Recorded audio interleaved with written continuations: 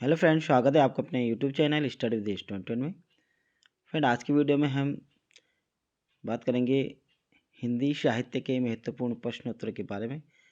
और यह प्रश्नोत्तर आपकी आगामी परीक्षाओं के लिए काफ़ी महत्वपूर्ण होने वाले हैं।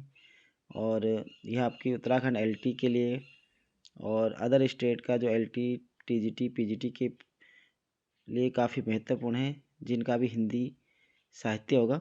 तो चलिए फ्रेंड, वीडियो स्टार्ट करते हैं। तो फ्रेंड, इसका पहला क्वेश्चन है, आदिकाल में निम्नलिखित में से कौन सा साहित्य सम्मिलित है? रासो साहित्य, नाद साहित्य, सिद्ध साहित्य या उपयुक्त सभी। तो आदिकाल में निम्नलिखित में से कौन सा साहित्य सम्मिलित है, हमें ये बताना है। तो फ्रेंड, हमारा राइट आंसर हो जाएगा ऑप्शन नंबर डी, उपयुक्त सभी। जो कि आदिकाल है, इसमें रासो साहित्य भी हुआ है, नाद साहित्य भी हुआ है और सिद्ध साहित्य भी हुए हैं। तो इसका राइट आंसर हो जाएगा ऑप्शन नंबर डी, उपर्युक्त सभी। अगला क्वेश्चन देखेंगे फ्रेंड, आदिकाल के समकालीन कौन सी युगीन परिस्थितियां नहीं थी? तो आदिकाल के समकालीन कौन सी युगीन परिस्थितियां नहीं थी, यह बताना है। तो ऑप्शन नंबर ए है, राजपूत राजाओं में परस्पर युद्ध, इस्लाम धर्म का विकास, समाज में विभिन्न कलाओं का विकास और बौद्ध धर्म का पतन। तो फ्रेंड, इसका राइट आंसर हो जाएगा ऑप्शन नंबर सी, समाज में विभिन्न कलाओं का विकास उस समय नहीं हो रहा था। राजपूत राजाओं में परस्पर युद्ध हो रहे थे, इस्लाम धर्म का विकास हो रहा था और साथ ही साथ बौद्ध धर्म का पतन हो रहा था। फ्रेंड, आदिकाल के समय की अगर हम बात करें तो यह 1050 विक्रम संवत से 1350 विक्रम संवत तक का माना गया है। और इस समय में राजपूत राजाओं में परस्पर युद्ध हुआ करते थे और इस्लाम धर्म का विकास हो रहा था उस समय, और साथ ही साथ बौद्ध धर्म का उस समय पतन हो रहा था। अगला क्वेश्चन देखते हैं फ्रेंड। अगला क्वेश्चन है, आदिकाल के साहित्य की प्रमुख भाषा थी। तो फ्रेंड, आदिकाल के साहित्य की प्रमुख भाषा थी, यह बताना है। इसका ऑप्शन ए है ब्रजभाषा, बी है डिंगल तथा पिंगल भाषा, सी है अपभ्रंश और डी है अवधी भाषा। तो इसका राइट आंसर होगा friend option number B, Dingal तथा पिंगल भाषा में आदिकाल के साहित्य की जो प्रमुख भाषाएं थी वो डिंगल तथा पिंगल थी। अगला क्वेश्चन देखेंगे फ्रेंड। अगला क्वेश्चन है, निम्नलिखित में से कौन सी रचना आदिकाल की नहीं है? ऑप्शन नंबर ए है पृथ्वीराज रासो, विद्यापति पदावली, पद्मावत और आलाखंड। तो फ्रेंड, इसका राइट आंसर वो हो जाएगा ऑप्शन नंबर सी, पद्मावत, जो कि आदिकाल की रचना नहीं थी। पृथ्वीराज रासो, विद्यापति पदावली और आलाखंड जो कि आदिकाल की रचनाएं। फ्रेंड, पृथ्वीराज रासो के जो कवि हैं वह हैं चंद्रवरदाई, और विद्यापति पदावली की जो कवि हैं वो हैं विद्यापति, और पद्मावत के जो कवि हैं फ्रेंड इसमें जायसी हैं, और आलाखंड के जो कवि हैं यह जगनिक है। ठीक है, इसे परमाल रासो भी कहा जाता है। अगला क्वेश्चन देखते हैं, आदिकालीन साहित्य का कौन सा प्रमुख रस नहीं है? तो आदिकालीन साहित्य जो लेखन हुआ था उसमें कौन सा रस प्रमुख नहीं है, ये बताना है। ऑप्शन ए है वीरस, करुण रस, केवल ए या केवल ए और बी दोनों। तो फ्रेंड, इसका राइट आंसर हो जाएगा ऑप्शन नंबर बी, श्रृंगार रस। तो आदिकालीन साहित्य का जो प्रमुख रस था वो श्रृंगार रस नहीं था, वो था वीर रस। तो राइट आंसर हो जाएगा ऑप्शन नंबर बी। अगला क्वेश्चन है, आदिकाल के प्रमुख कवियों में कौन नहीं है? तो इसमें हमें प्रमुख कवियों में कौन नहीं ये बताना है। ऑप्शन नंबर ए है कुतुम्बन, Chandbardai, option number B, option number C है अमीर खुसरो और विद्यापति, ऑप्शन नंबर डी। तो फ्रेंड, इसका जो राइट आंसर हो जाएगा ऑप्शन नंबर ए हमारा राइट आंसर हो जाएगा।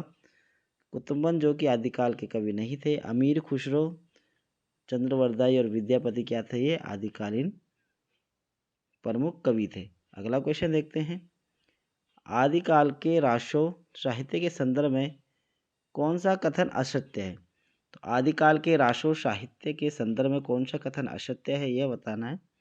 ऑप्शन है, इनकी अनेक रचनाएं प्रामाणिक नहीं है, आश्रय दाता राजाओं के पराक्रम का अतिशयोक्तिपूर्ण वर्णन, अलंकारों का अभाव और प्राकृतिक विशद वर्णन।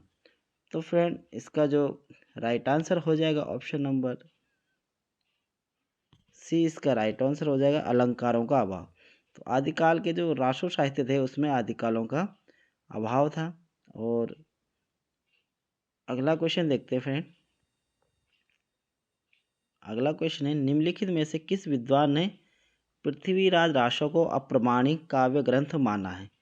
ऑप्शन ए है मोहनलाल विष्णुलाल पांड्या, ऑप्शन बी है रामचंद्र शुक्ल और ऑप्शन डी है डॉक्टर दशरथ शर्मा और ऑप्शन डी है उपयुक्त सभी। तो इसका राइट आंसर हो जाएगा option number B, Ramchandra Shukla ji ने पृथ्वीराज को अप्रमाणिक काव्य ग्रंथ माना है और इन्होंने ही पृथ्वीराज रासो को हिंदी का पहला काव्य माना है और हिंदी का प्रथम कवि चंद्रवरदाय जी को माना है।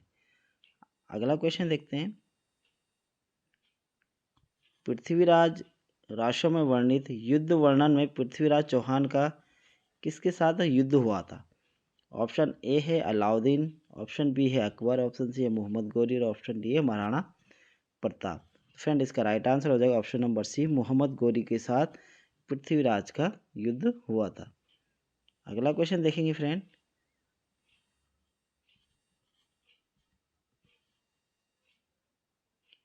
अगला क्वेश्चन है, पृथ्वीराज रासो का नायक पृथ्वीराज चौहान पद्मावती समय की नायिका कौन है? ऑप्शन नंबर ए है नागमती, बी पद्मावती, सी राजमती और डी संयोगिता। तो फ्रेंड इसका right answer option number B Padmavati. अगला क्वेश्चन है, पृथ्वीराज रासो के संदर्भ में कौन सा कथन असत्य है? ऑप्शन नंबर ए है यह वीर और श्रृंगार रस प्रधान महाकाव्य है, बी है नायक के पराक्रम और शौर्य का स्वाभाविक वर्णन है, इसमें युद्धों का सजीव वर्णन है या प्रकृति का अत्यंत विशद वर्णन है। तो फ्रेंड इसका राइट आंसर हो जाएगा ऑप्शन नंबर बी, इसमें नायक के पराक्रम और शौर्य का स्वाभाविक वर्णन है। अगला क्वेश्चन है, अब्दुल रहमान कृत संदेश रासक किस प्रकार का काव्य है? ऑप्शन नंबर ए है विरह प्रधान संदेश काव्य, वीर काव्य, श्रृंगार काव्य, उपदेश प्रधान नीति काव्य। तो इसका राइट आंसर होगा ऑप्शन नंबर ए विरह प्रधान संदेश काव्य। अगला क्वेश्चन है, आदिकाल के साहित्य में आचार्य हजारी प्रसाद द्विवेदी के अनुसार रासों का अर्थ है।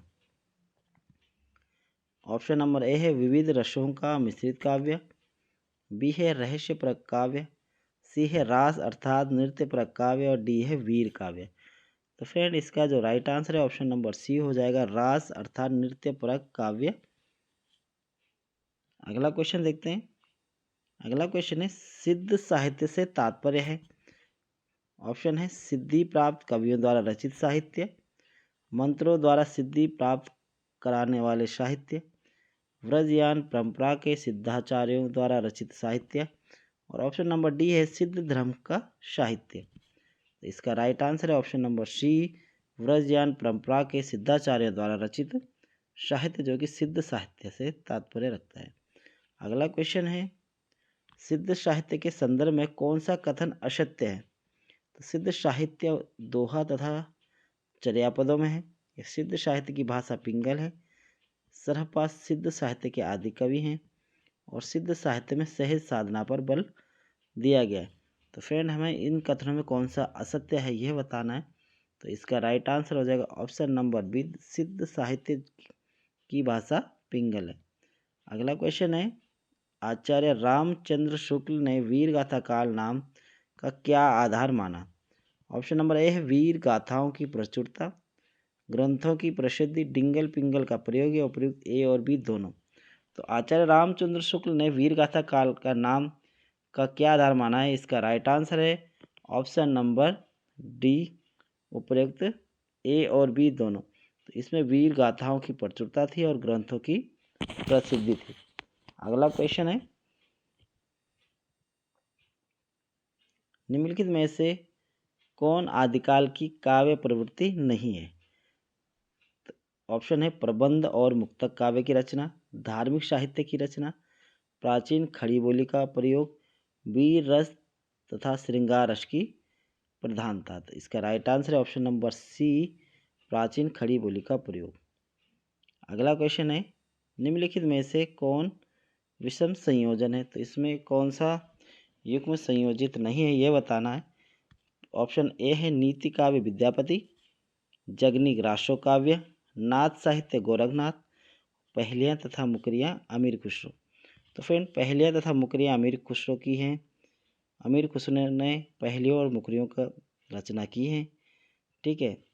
अगला है नाथ साहित्य गोरखनाथ, ये भी सही है। जगनिक और राशो काव्य, ठीक है फ्रेंड, तो ये भी सही है। नीति काव्य और विद्यापति ये गलत है, तो यह विषम संयोजन है, तो हमारा राइट आंसर हो जाएगा ऑप्शन नंबर ए।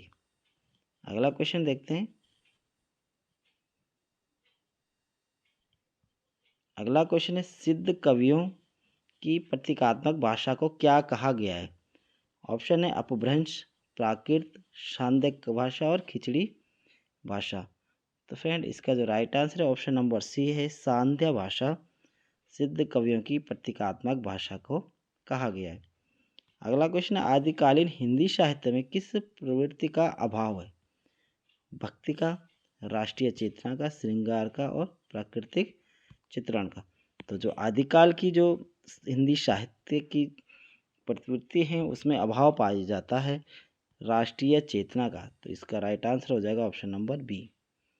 अगला क्वेश्चन है, हिंदी का पहला महाकाव्य है? तो फ्रेंड ऑप्शन है साकेत, प्रिय प्रवास, कामायनी और पृथ्वीराज रासो।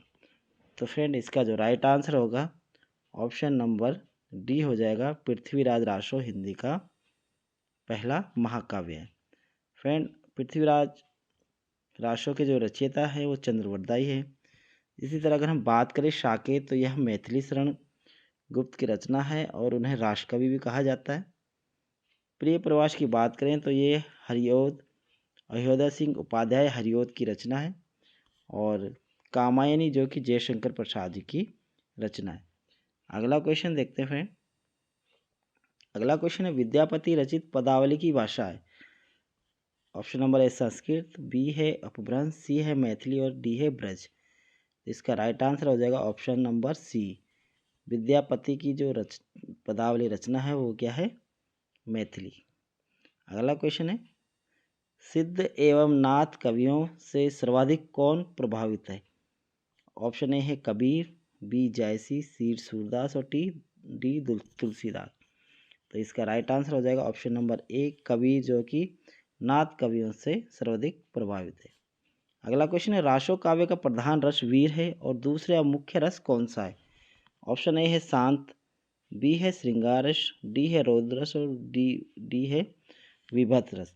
तो फ्रेंड इसका राइट आंसर हो जाएगा ऑप्शन नंबर बी, रासो काव्यों में प्रधान रस जो कि पहला वीर रस है और दूसरा श्रृंगार रस है। अगला क्वेश्चन है, आचार्य रामचंद्र शुक्ल ने निम्नलिखित में से किसे हिंदी का प्रथम महाकवि माना है? तो इसका राइट आंसर देखना है, ए है कबीर, बी तुलसीदास, सी चंद्रवरदाई और डी विद्यापति। तो इसका राइट आंसर है ऑप्शन नंबर सी, चंद्रवरदाई। अगला क्वेश्चन देखते हैं। अगला क्वेश्चन है, 12 बरस लो कुकर जीवे, अरु 13 लो जिए सियार, बरस 18 क्षत्रिय जीवे, आगे जीवन को धिक्कार। उपरोक्त पंक्तियाँ किस रचना की है? ऑप्शन नंबर ए है हामिर रासो, बी पृथ्वीराज रासो, डी है विजयपाल रासो और डी है परमाल रासो या आलाखन।